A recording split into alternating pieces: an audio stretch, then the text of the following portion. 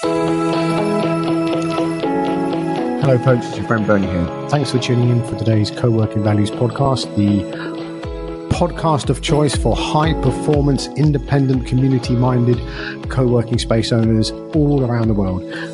So today's episode is co-created with Rayon, and there's a connection here between this episode and the event we're doing at the Workspace Design Show in London. So we used Rayon which is, if you use Miro or Canva or Milanote or apps like that, it's like those. So you have one online collaborative space, and with Rayon you can design your room layout for your co-working or your co-living space or any architectural project. And we used Rayon to represent how we're going to arrange the room. And that's specific to this podcast because a lot of that was inspired by Peter Block, who's our guest today, about how you arrange the room. So very often at events, we automatically design a room layout which looks like a lecture hall. And as Julia says in the blog post we put in the show notes, it immediately gets people into this kind of like boring switch off lecture hall kind of mentality, where at London co-working assembly events, and indeed, all the European co-working assembly events we do, we endeavor to arrange the room in an amphitheater, better connected way. So both the audience and the panel members feel connected and part of the same conversation. And we'll link to this in the show notes. Is Rayon helped us represent that and our intention for the event before the event by Sam from Silent Gliss, sent over a floor plan, really quickly uploaded it to Rayon, and then we arranged the chairs. And there's a cool little GIF you can see in the show notes and a blog post that explains that further. And thank you to everyone who contributed to the blog post. So without further ado, on with the show.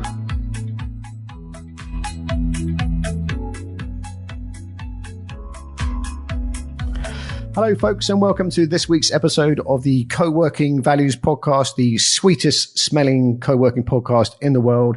And in my luxury studio today, I have Peter Block. And Peter, what are you known for, and what would you like to be known for?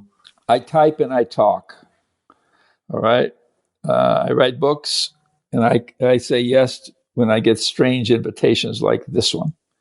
And my work has been to kind of translate from different places into things I care about, which are community and the well-being, citizens taking control of their own well-being. And is that what you'd like to be known for? Citizens taking control of their own well-being? I'll take that. Yeah. Yeah. That sounds good. I want to anchor you into a co-working conversation here, because there's all the books that you're known for, which we'll put in the show notes. And if there's anything you want us to link to in the show notes, we can, but that community word is everywhere in the co-working universe.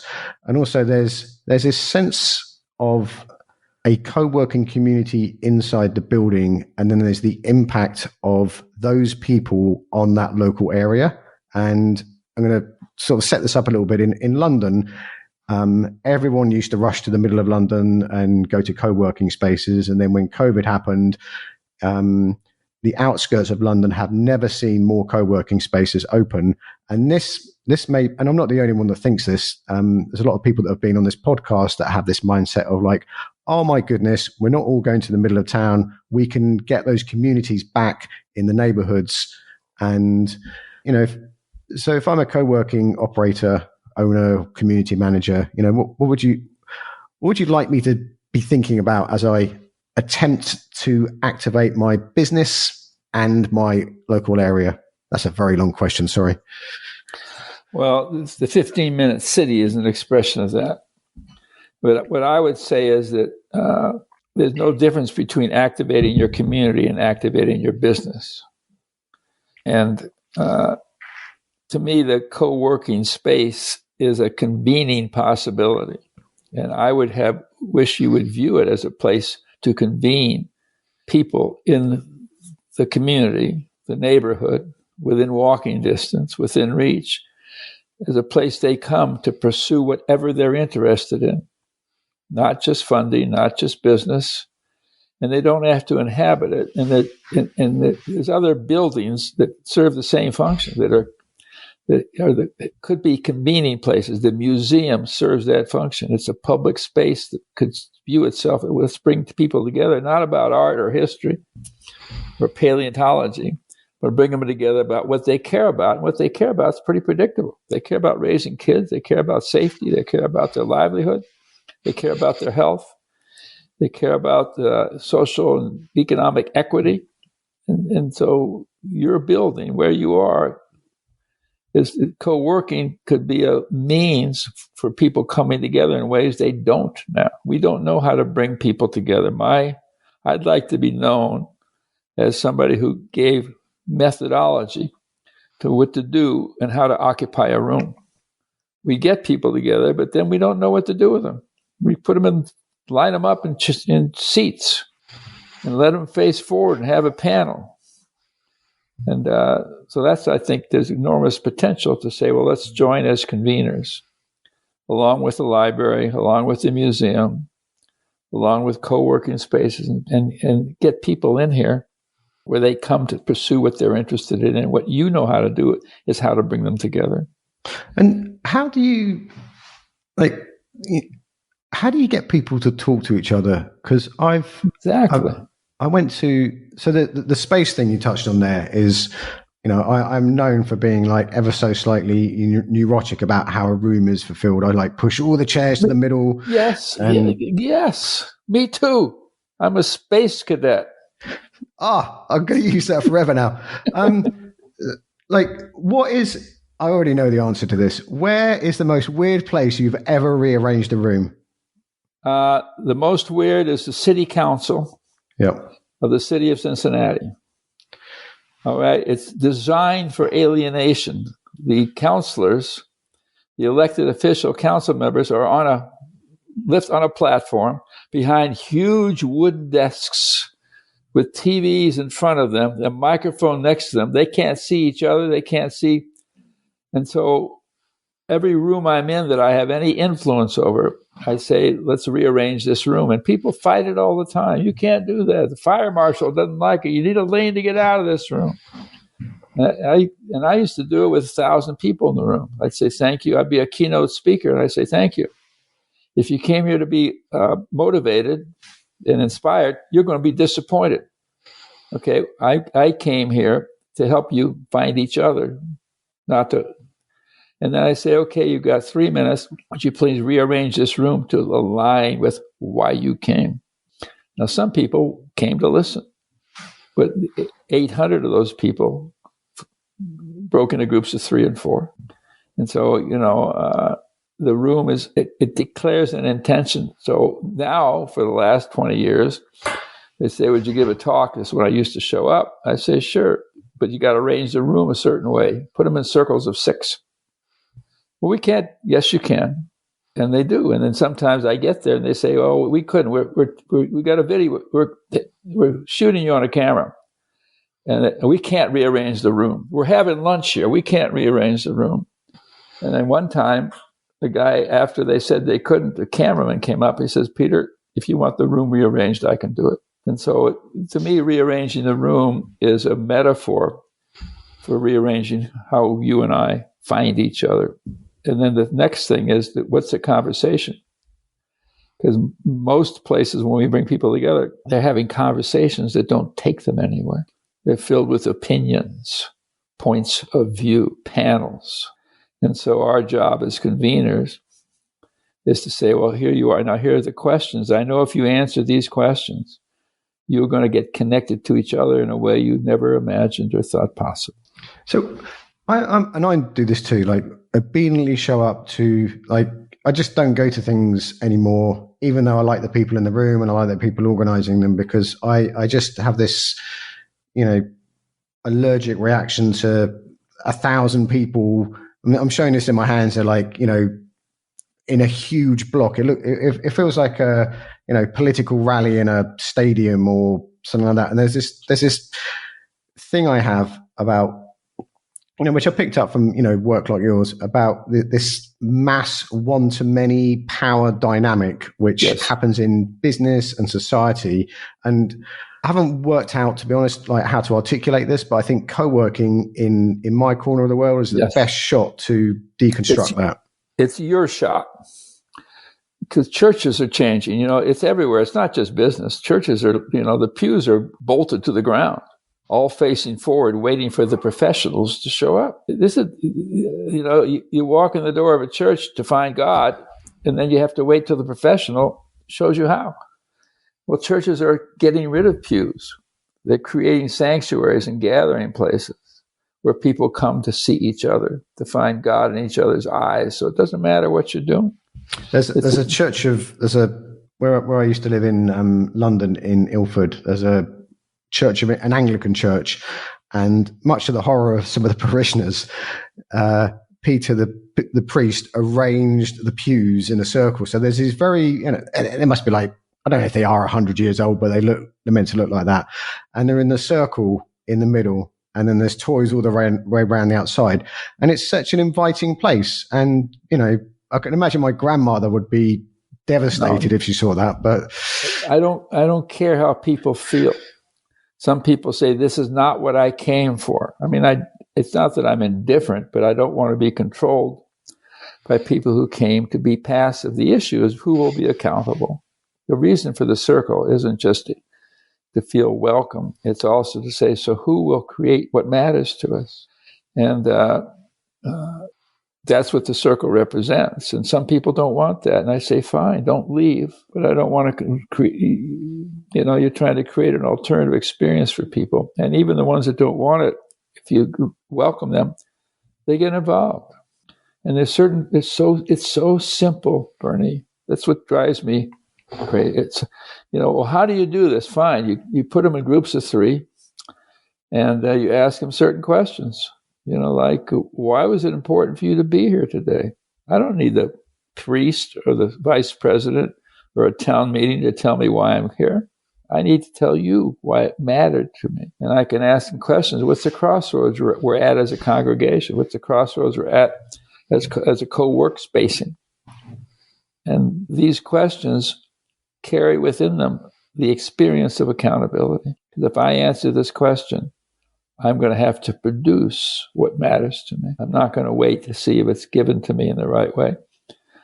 Where did you, I mean, it's really obvious now, but where did you get that small group thing from? Because that's something else that's given me confidence. Because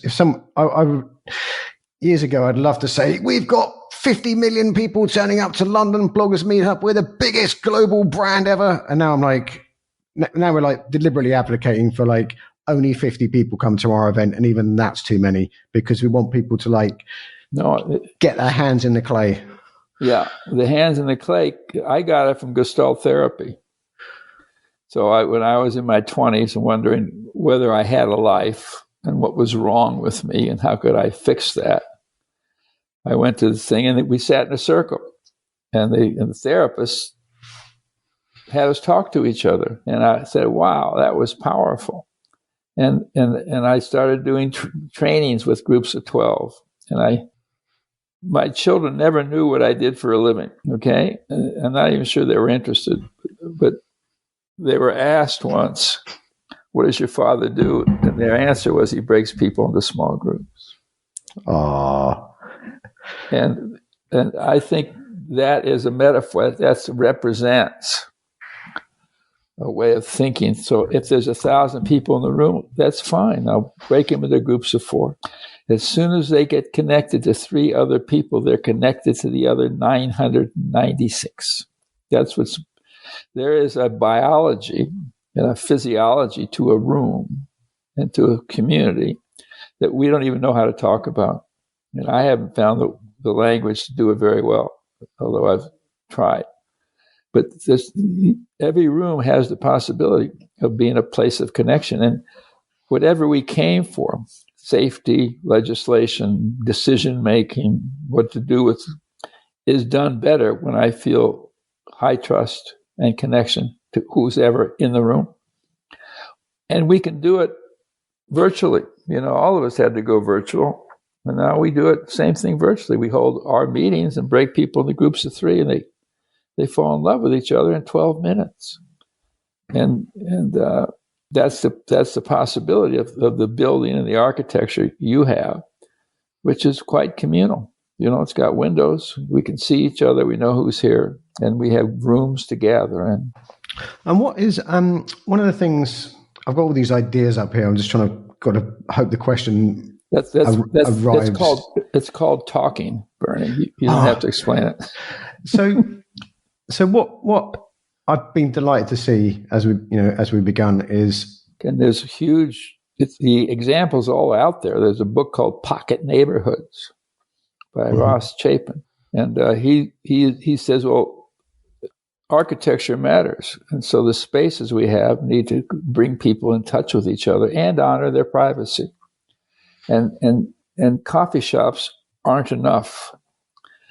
It's we need to convene people, get in the habit of talking about things that matter to us, and coffee shops are a good vehicle for that.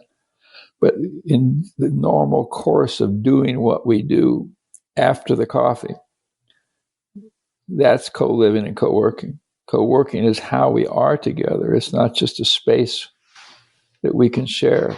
And I think COVID kind of lifted the veil. We were isolated before. And now people say, well, we're not coming back into central London. They're not coming back for a reason. It's not convenience. It's because when they came there, what they went to didn't work that well. The office was a place for supervision and control. That's what they're not coming back to. So if we can create offices of connection, offices where people can be authentic with each other, trust each other, and create something together, that's the change we're looking for. And every little thing that supports that is valuable.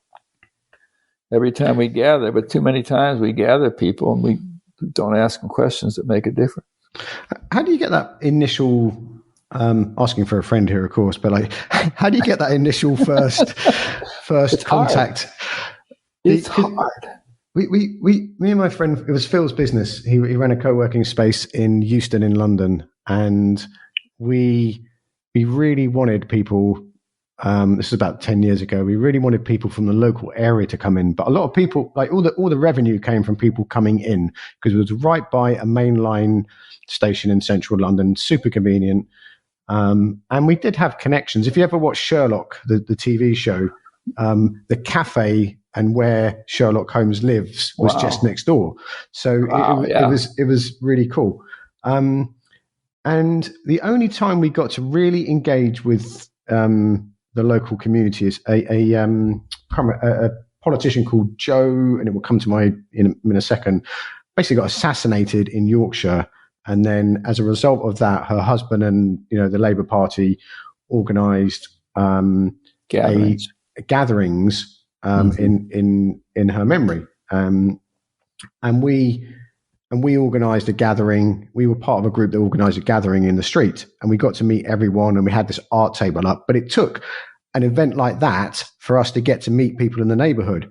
And the only time I've ever been part of something that did this, we went on this. There's a place called Space 4 in Finsbury Park in London, and I went to a workshop about community. And as part of the workshop, we all ran co-working spaces. As part of the workshop, we had to go downstairs, speak to people in the street, and talk to them about co-working. And none of us wanted to do it. And the instructors made us do it, and we got over it. But in less extreme examples than I've just mentioned there, how can we get those connections going? Invite people to come to something that they care about, period. Is it safety? What are we doing in the parks? What about homeless people? Is it the economy? Is it raising our children? Is it the environment? All kinds of people care about the climate and the environment. Is it about the what we do with disabled? People care about a finite number of things. So invite them about that. Don't invite them to co-work. Don't invite them to come together. Don't invite them to build a community. Invite them. And safety is a great one. Everybody, I don't know about in your world, in my world, everybody wants to talk about safety because we're marketing fear. That's what the United States' biggest product is fear. And so we hold safety meetings, but then when we come, we treat people as if they have the capacity to make us safe. And so I think to get people to come, invite them to something they're used to, they already care about. And what you say is true. We're so habituated to treat the other and the stranger with some uneasiness that I have tried to launch neighbors, inviting neighbors to gatherings for years and failed most of the time. And I don't really I struggle with that question. I'm working with a nature center here. It's got 18,000 members, big thing. And we did some trainings to say, would you just invite your neighbors to talk about the environment in your neighborhood? And most people said, I'm not comfortable doing that. So you almost have to find a way to seduce people into the room. And then it's complicated. It's hard. We're so isolated that we need an issue. And so what I'm doing now in my neighborhood is people are worried about the public parks and strangers living there, sleeping there. So we're gathering people to say, what can we do to welcome these people to our neighborhood?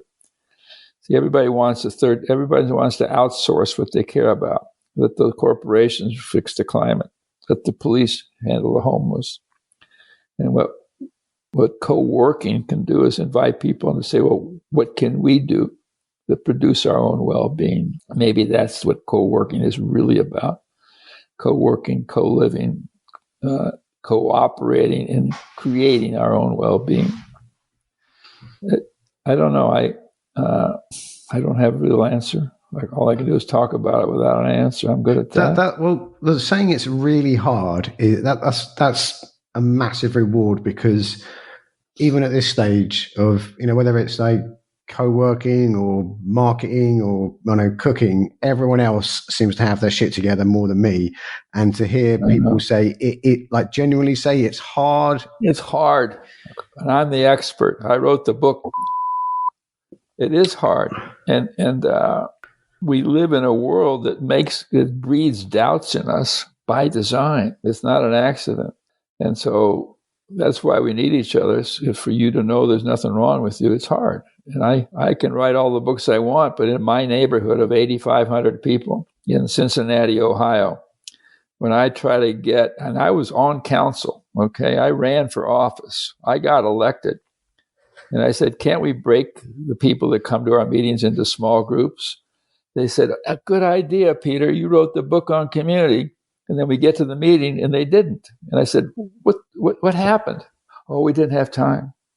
I failed miserably in changing the nature of meetings that I had some authorship of, in saying, if citizens are coming, why don't we treat them as co-creators? Let's break them into small groups and have them talk about the things we're talking about. And I failed. They wouldn't do it. If we had a meeting outside council, I could do it. There's a developer in town, wants to put 110 units down there, and everybody's mad at him. And I say, let's have a meeting. The developer said, come. And I ran the meeting, broke them into small groups. And by the end of the meeting, people said, good. I think we have a connection. The developer says, I hear what you're saying. And so the methodology works, but to get it into institutionalized places, it's enough.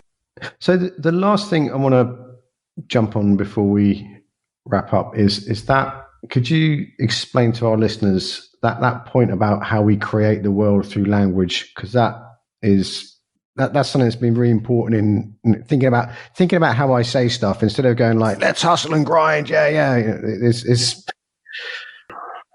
well, you want speech acts that have power. Just to cut to the chase.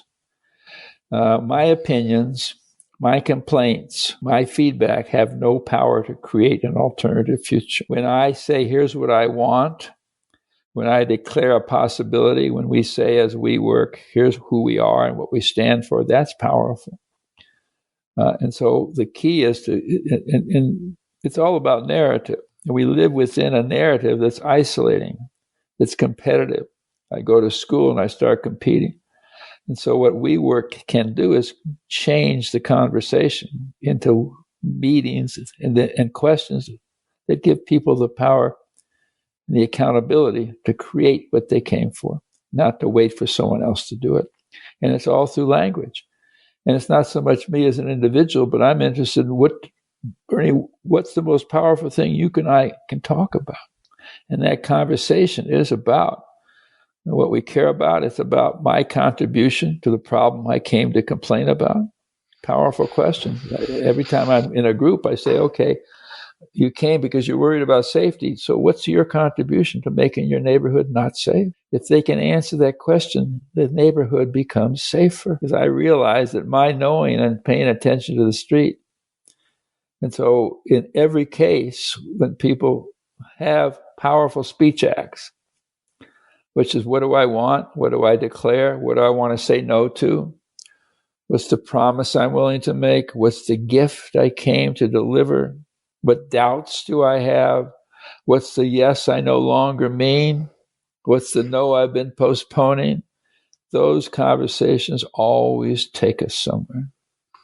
That is always rattling in my head. The what is the no I've been postponing? Crazy deep thing there. That's very useful. It's always like on there's a little side program running.